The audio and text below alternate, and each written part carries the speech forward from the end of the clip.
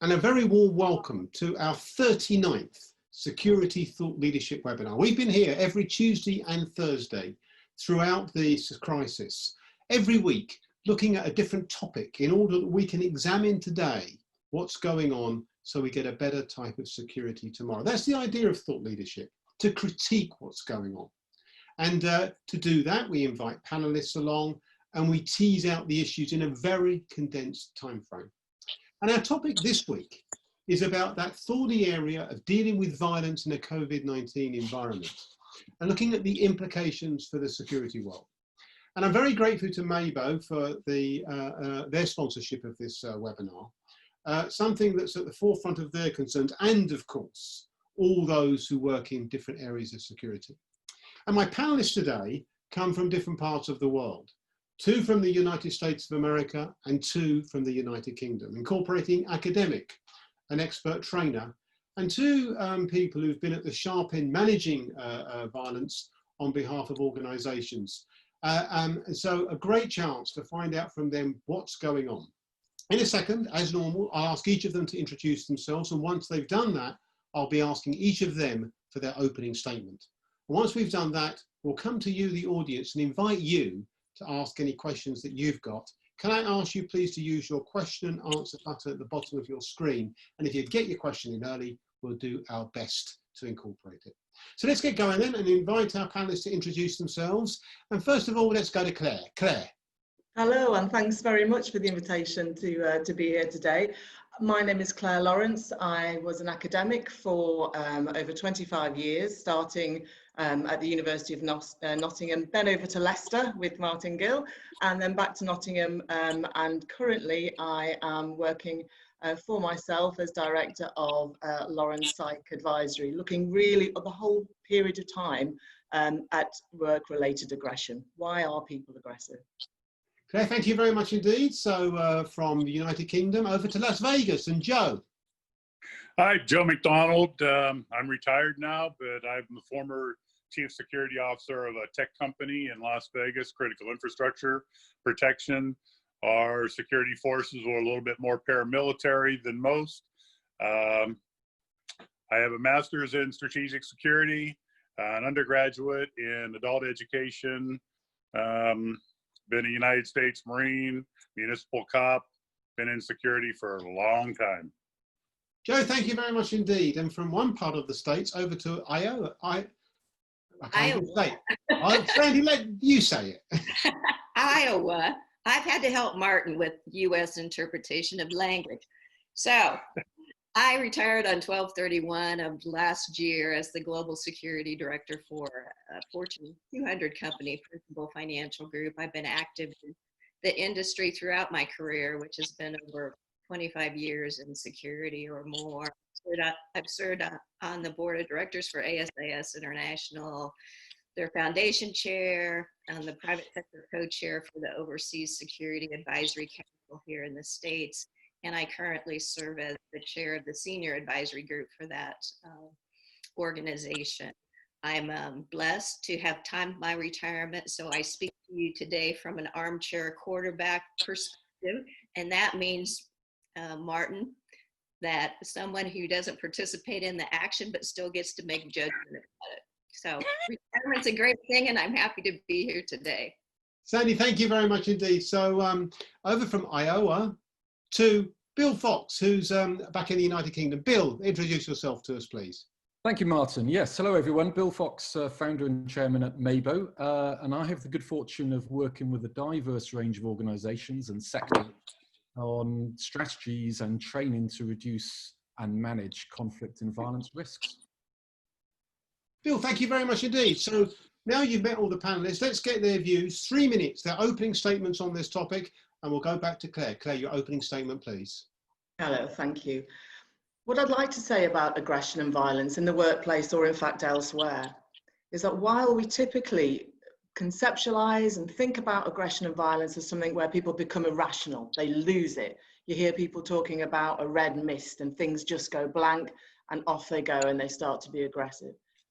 From the research I've been doing, from the work I've been doing, from all the interactions I've ever had with violent individuals and in organizations, one thing to me now is becoming clearer and clearer. violence and aggression is a very rational choice for a lot of people. Putting aside individuals who may have psychosis or other similar individual problems, for the most part, most people act aggressively in order to do something, and it's rational to them. So as a result, a lot of the things that we have to do in trying to manage it in the workplace is almost preempt what could be rational if all the wrong dominoes get set up in the wrong kind of way for people. So that's where I think under COVID, we really need to look at this with a very much a COVID lens. We're in a very different situation. I'm sure we're all sick of being told we're in unprecedented times and the new normal and so on, but we really are in a different time. It wasn't surprising that violent crime fell like a stone when everybody was in lockdown, because no one was out and about, nobody was able to sort of conflict resolve or get in conflict with each other. Now, as we're moving out of lockdown or places where there are still restrictions on our freedom, we're really seeing that lens of pressure, of tension, of stress, of fear, of fight and flight, adding onto an existing problem of resources and time and space and managing and negotiating physical space as well. So we really are, I think, in a very different time here, not least because we have to suddenly negotiate with each other physically in terms of distancing. We can't necessarily rely on common sense or the common sense of others. We all know that we have very different ideas about whether we should be wearing masks or not masks, or keeping 1 meter or 2 meters different, or none at all. People should be back at work or back at school, or they should or they shouldn't be. All these inequalities of thought, all these inequalities of resources, all clashing together in one place. And the people who are at the sharp end are the key workers, but also the retail workers, the cleaners, the transport workers, people who typically have to deal with the sharp end of things and are now dealing with the sharper and sharper end of things. Added to that, we've got the issue of people in the home a lot more, at times under stress, at times trying to negotiate times for work, childcare, actually getting along with their day, under maybe caring responsibilities too. All these stresses just stacking up as well. And again, it wasn't surprising we saw domestic violence increasing under this pressure cooker of existing strains and difficulties in relationships. So the real question I think that is open to us all is, how do we now view rational decisions to become aggressive or violent in the COVID time? And what I would argue is that becomes a lot more common sense and rational to more people than ever before. We all boil, we just boil at different temperatures. And I think what COVID has done is it's turned the heat up on all of us. Yeah, brilliant. Thank you very much indeed. Let me go over to Joe in Las Vegas. Joe, your opening statement, please. Well, once again, my last security force was a little bit more paramilitary, but we were spot on with a lot of training. The number one training that most security forces don't do is critical thinking. The way we handled that was by something called tactical decision games, TDGs, where you give a scenario to the officers and then they have to reply back. The majority, probably about 90% of our officers were had college educated, so we required them to write, keep them up in their grammar and punctuation and phrasing, as well as to think through almost impossible solution or problems sometimes, to get them to think through it before they ever encounter it. Obviously, COVID is different, and the violence being seen from it is different. But still, you give them the ability to think through problems with the company policy, practice, and procedure involved in that. And number one is always customer service. So keeping a cheery tone without a big smile on your face is a little bit of a problem, but it works. Training. Joe, thank you very much indeed. So sticking with the United States, Sandy, your opening statement, please. My observations are a little bit broader from the COVID impact overall, but my initial reactions included first some unbelief about what I perceived to be an extreme overreaction based on facts, statistical information, and historical events. and skepticism on the accuracy and media coverage of the situation, along with the potential underlying motives. I think those are all natural reactions to someone in the security industry. We're trained to look at facts, not emotion, to be somewhat cynical as we search for the truth. As I ponder some of those things, and the potential impacts, I think many of them are already unfolding. Violence, the focus of this webinar, civil unrest, attack on traditional policing. I think that poses a question for our industry. Will there be a need for more specialized security services, bigger boom in contracted security services, increasing need in addressing social and moral issues in the world, domestic and child abuse, is more occurring, or is there just more awareness? Is there more corporate responsibility and need for other organizations to step up with regard to that? And I'll speak on that briefly. The increasing importance of intelligence, I think, in our industry. There's so much information. Lots of it's not accurate. It's very quick. I think fact checking and being able to sort through all that to surface the facts for CEOs to make prudent business decisions and for our employees. I think CSOs are having to deal with that.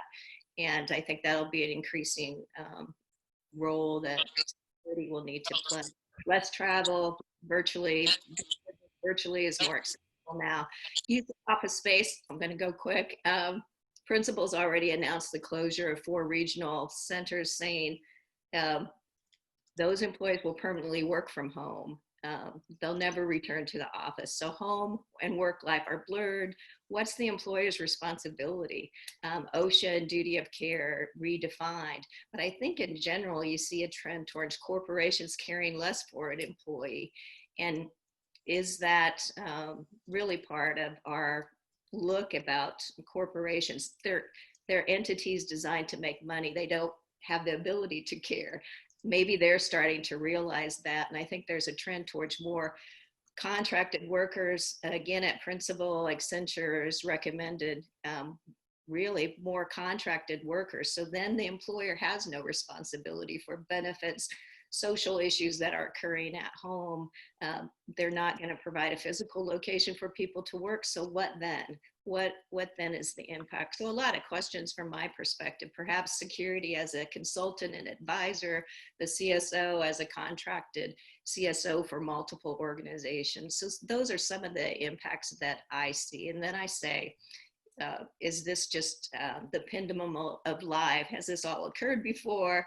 And we just need to get comfortable with the ebb and flow of life. And we tend to be good with the tide and react in terror in the ebb.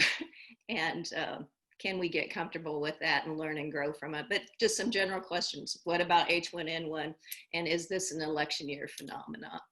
My thoughts. Sandy, thank you very much indeed. I appreciate it. Just to say to the audience, the question and answer button at the bottom of your screen, if you get your questions in early, we'll endeavour to incorporate them after we've heard our final opening statement. And Bill Fox. Thank you, Martin. Yes, through the crisis, my team's been supporting retailers, hospitals, and transport services in the UK, US, Canada, and Australia. And these are sectors that have been really up against it with COVID-19. Internationally, COVID presents similar people challenges, but significant regional differences.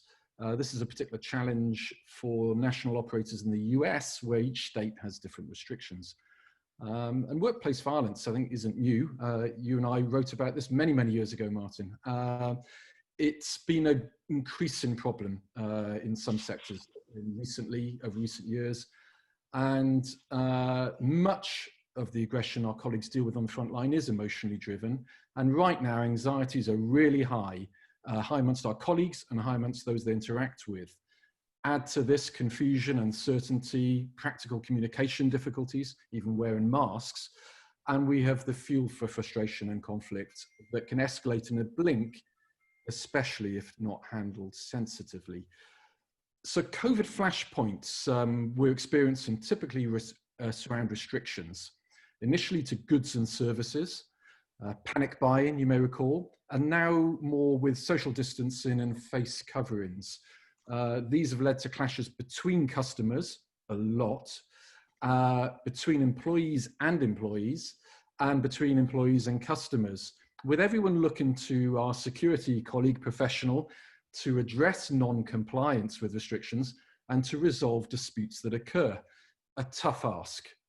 Additionally, following the shock and death of George Floyd, our actions are understandably under intense scrutiny and often on camera. At the extremes of behaviour, our colleagues have experienced the weaponising of COVID, for example, with spitting, just like we saw in the past with hepatitis and HIV. Face coverings are a really hot issue, literally, with a vociferous and, in my opinion, selfish minority seeing this as a breach of human rights and giving our colleagues a tough time, often on camera. Masks provide anonymity and can reduce inhibitions in terms of general consumer behaviour, with people less identifiable and accountable. Now, some behaviour has been really bizarre. We've seen the emergence of melon heads, a term coined by the Australian media for shop thieves who wear watermelons. Yes, watermelons. A sensible choice, really, keeping them well disguised, cool, nourished, and of course, COVID compliant, albeit easily spotted by law enforcement officers as they make their escape. But that's true story. We've also seen a shift in role focus from detection and enforcement to front of house customer engagement. This requires proactive and confident communicators, able to work as part of the wider team and able to build rapport, negotiate, and mediate conflict, often while being filmed, whether it be on somebody's telephone, camera, or actually on their body camera. Now, this is a skill set that will need to be reflected in recruitment and training moving forward. And training isn't easy to deliver right now due to operational pressures, infection risks in pulling people together, etc. And I think we're seeing a real shift now, as we are with this webinar, to online training, e-learning, virtual classrooms, as well as face-to-face training where possible. Blended learning, I think, is here to stay. Thank you. Bill, thank you very much indeed. I appreciate that. Right, let's get the questions off. We've already got some questions in. Let me just come to Claire first. Claire, your point that these violent incidents are rational would suggest that the one advantage of that, standing back from it, is that they are therefore in a way able to be preempted, your words, I think, and managed. In a sense, what's the problem? Is it the difficulty of reading these, the lack of resources, attention, the lack of training of staff? I mean, where do you look to on the mass scale to generate some sort of response? And I'll get, Bill, your thoughts afterwards. Claire. I mean, it's you know, to sound a little bit obvious, it is on all those levels. So it isn't just a case of saying, look, this needs better staff training. We need better staff who can negotiate and manage this. We do need that. But we also need to look a little bit more, again, as Bill was saying, really, we need to look now about the whole structure of the way that things are done. Perhaps retail environments need to be thinking about who we need on the shop floor. Do we need so many people on the shop floor? Do we need people with different skill sets? Do we need to think about home workers a lot more? So we've talked a lot, I think, in most organisations about even just how comfortable your chair is and doing more office work and eye strain and all those sorts of things. But we haven't looked an awful lot about the increase in domestic violence and so on. That's lingering around there. And I would argue, and I think the Health and Safety Executive in the UK and other places would argue, that if this is now my workplace, this is also still under the jurisdiction of the organisation that I work for. And I think Sandy's exactly right. I think this is where we might start to see the structural change into much more contract workers as people try and find a way around this difficulty of how far I, as an organisation, go with responsibility for my employees when they're not physically in an environment I can control in the same way. So I think it's everything. I think it's a real strategic look at the way that organisations manage aggression, right from the way that it's structured, where we put our staff, how we train our staff, and really about what kind of backups we have in place and how rapidly we can respond as well. There's a question I noticed that's come in about putting on PPE. when you go and sort things out. Yeah, I'll come to that in a second, Claire. Let me just so, yeah, I'll finish the script, but I think this is it. It's about rapid response sometimes as well. And I think at this point where people are very edgy and nervous, all those trainings about preemptive and thinking about these triggers are really, really key. Claire, thank you very much indeed. Bill, I'll get a quick comment from you on the same issue. Absolutely. I think there's something here about being positive and proactive. And we've probably all experienced it when we've gone to shops, gone to hospitals, and we've experienced really great proactive service. And by that, in this context, I'm talking about just like we used to do in the nightclubs. Don't wait for somebody to queue half an hour to get to the front door to tell them that there's no jeans allowed. Get down the front line, engage with your customers, your patients, talk to them early, build rapport, communicate, remind them politely of the restrictions that are there for everyone's safety, and we'll have a lot less conflict. Let's just treat people with respect, provide information. Thank you very much indeed. Sandy, I'll come to you next. Mike Gibbs and then to you, Joe. Mike Gibbs has written in with a question, former panelist actually. And his point is, how do you balance a company's duty of care to their employee and their privacy to be left alone? And Sandy, I wonder whether, taking you back to December, perhaps when you were in office, would this have been a tricky situation for you to manage those two in this new environment? That suddenly they're working from home. It's sort of traditionally been their business, and now it's a little bit less clear cut. It's a bit more blurred. Would that have been a tricky situation for you, Sandy? I think it has. I don't think it's a new issue for us because we've had work from home employees before. And I think our initial approach to work from home employees was more of a hands-on. We would even do security assessments of their home and how they were protecting our information, and whether it was paper or where their office was set up and the proximity of other people to hear the business they're conducting. But I've seen over time that corporations are really taking a more hands-off approach, and I really think it's the evolution of terminating perhaps that employment agreement and having them more as a commodity, an employee as a contracted worker, and less involvement, because where do you draw the line with regard to domestic violence, safety in the workplace? I mean, you can think about just things like that, and particularly in my industry where it's a service industry, so you're not, you can very easily operate from home, and perhaps there's less risk, but what really are the moral and ethical responsibilities as a corporation? And I think they just want to get out of that business. Interesting itself. Joe, your thoughts on this? Joe, you're on mute, just to bring you in. Joe.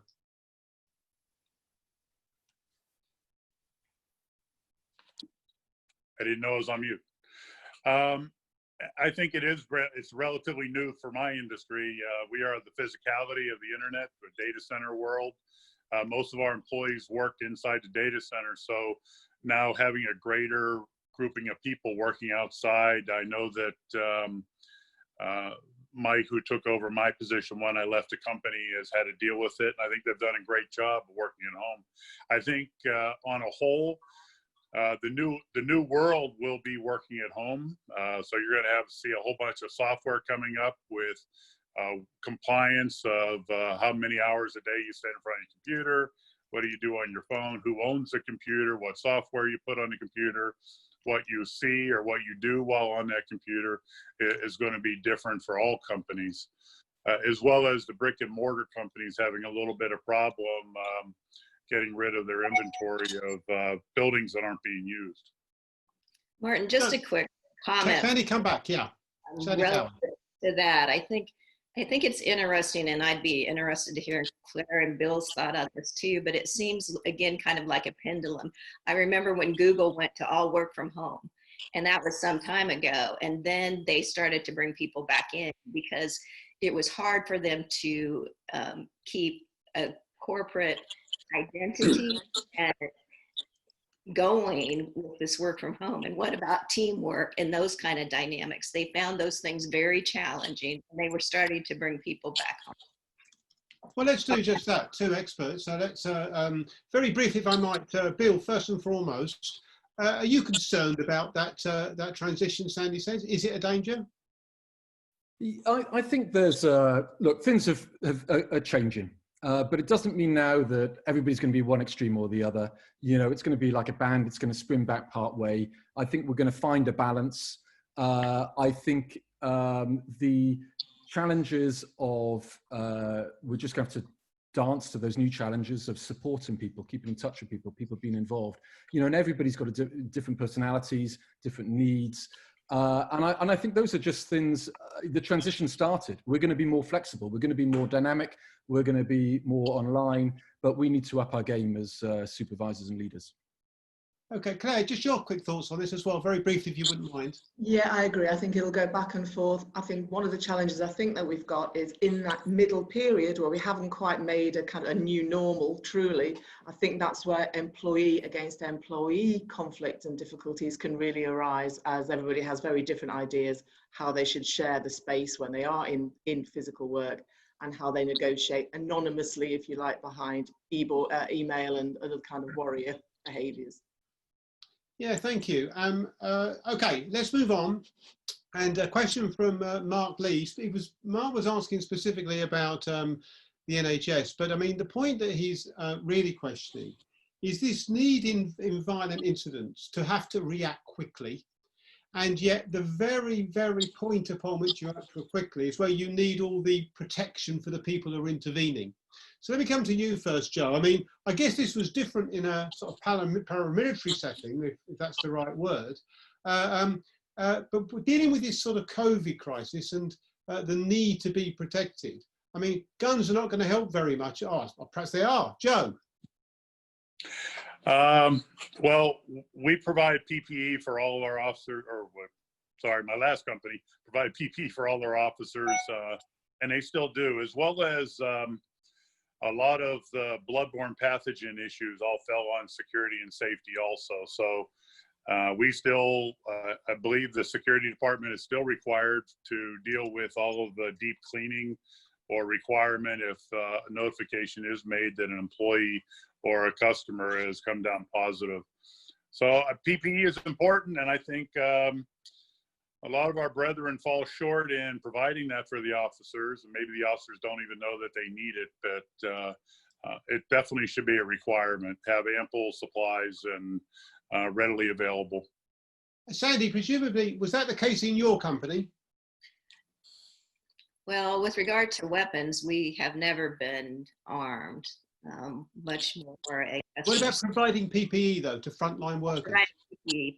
Yes, we would provide PPE to our officers in respect to response to medical issues.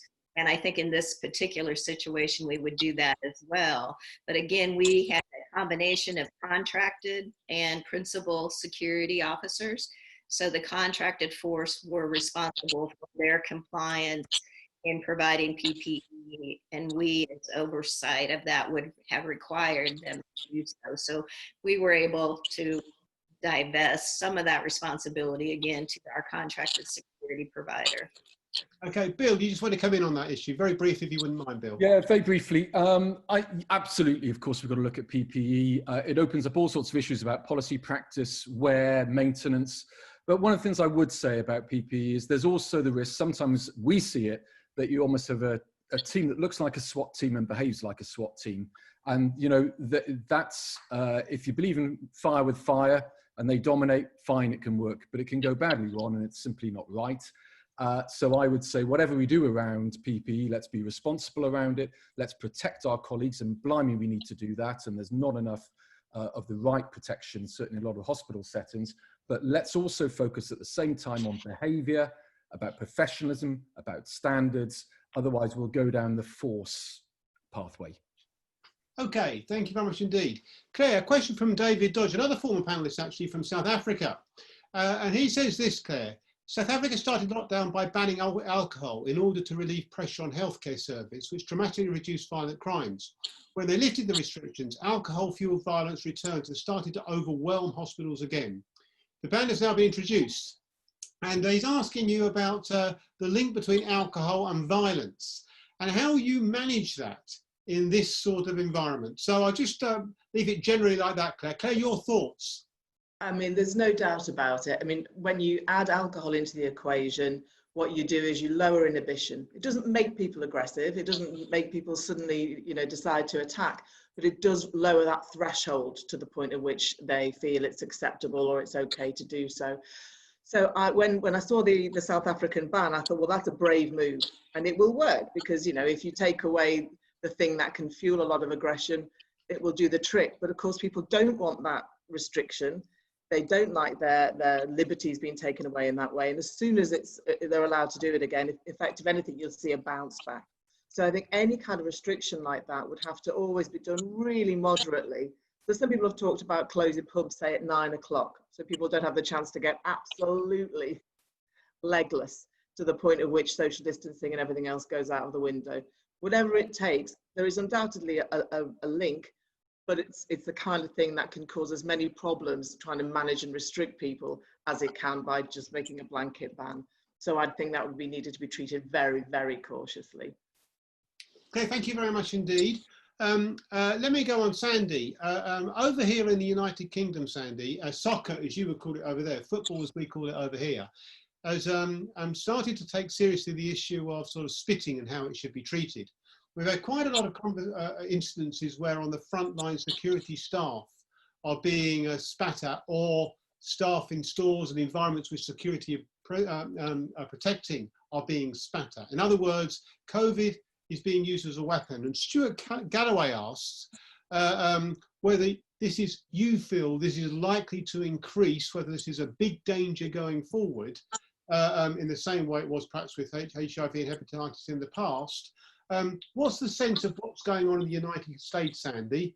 Is this a major concern? And your thoughts about where we go with this? So Sandy first, and I'll come to Joe.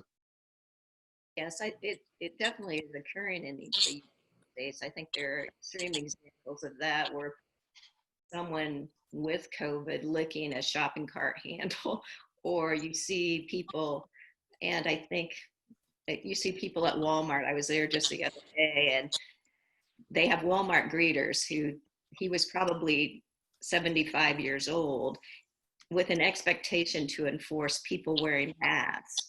And interesting to watch the dynamics of that line as individuals would come and their reaction to that. So I think it's occurring. I think it goes back to who you're putting in those positions and how they can appropriately interact. Because I concur with a lot of the panelists that you have to treat people with respect and dignity, but you also have to protect them because some people are just idiots and they're not going to respond to logic.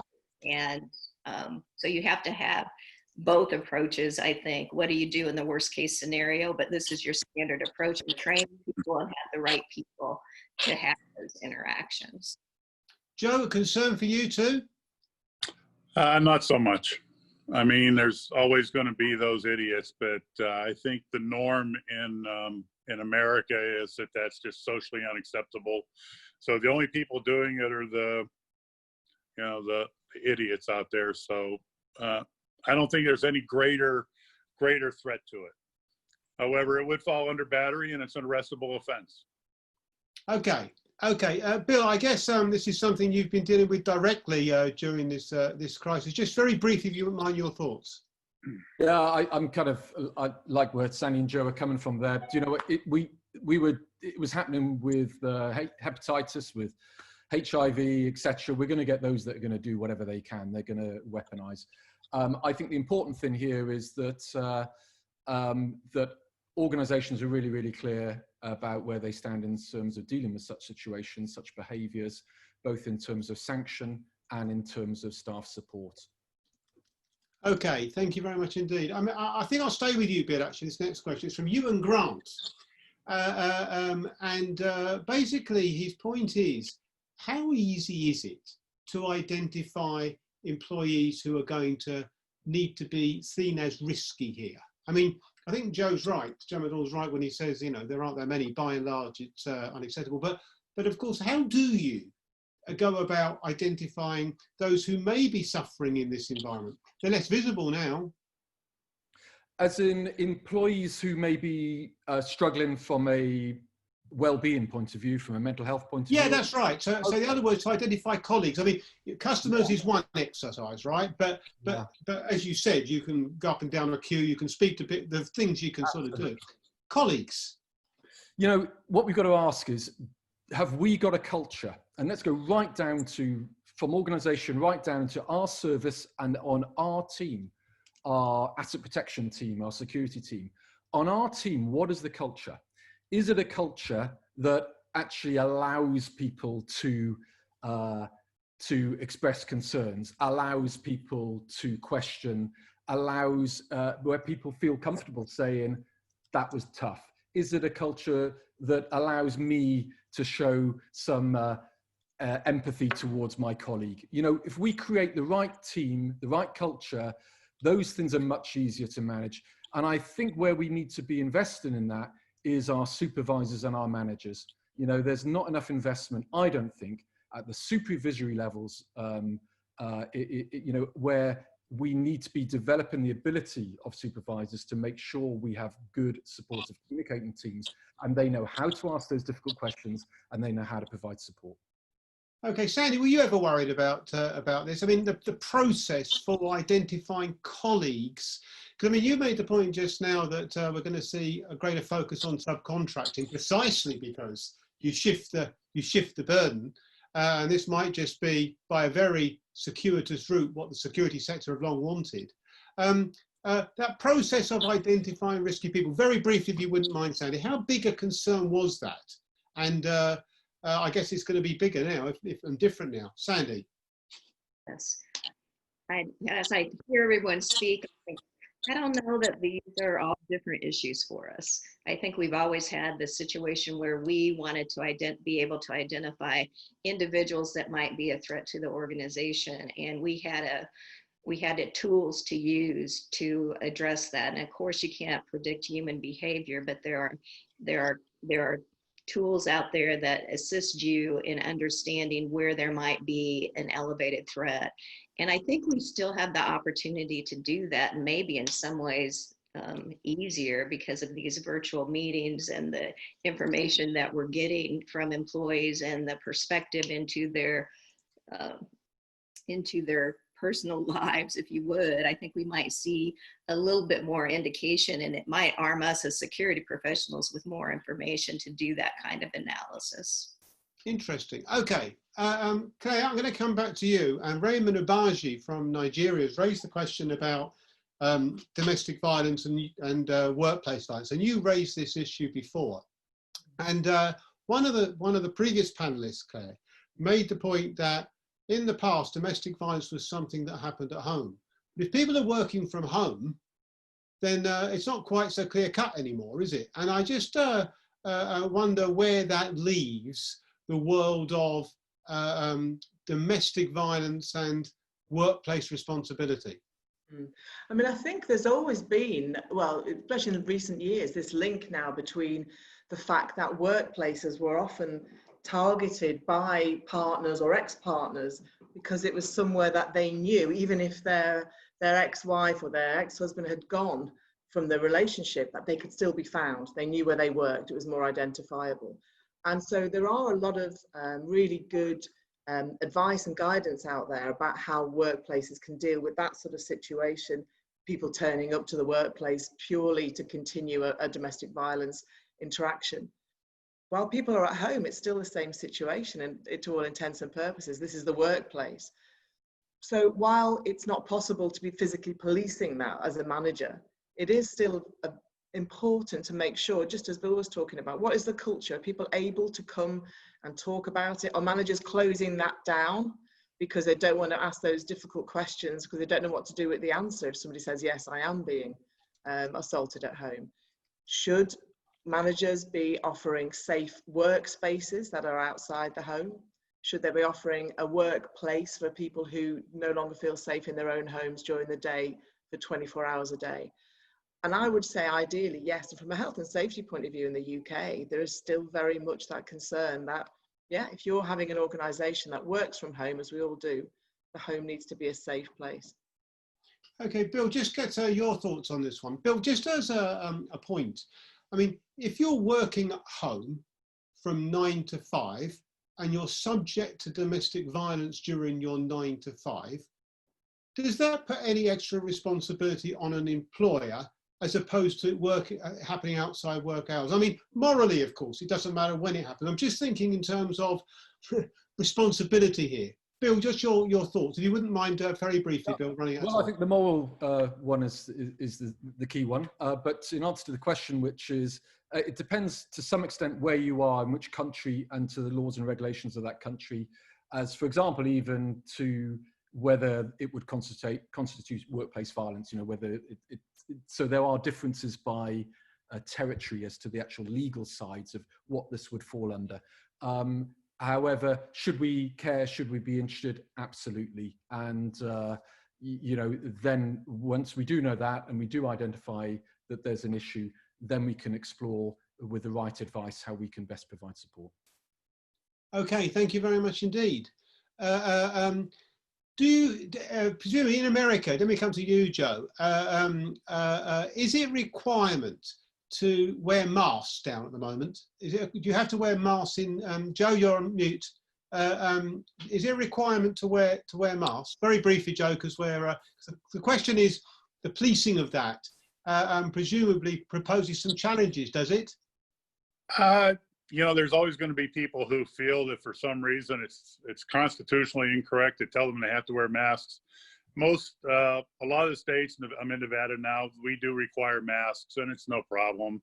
Arizona, I think, is partially requiring masks. So I don't see it as a problem. Some people, for some reason, think it's against their rights to wear a mask. I don't know.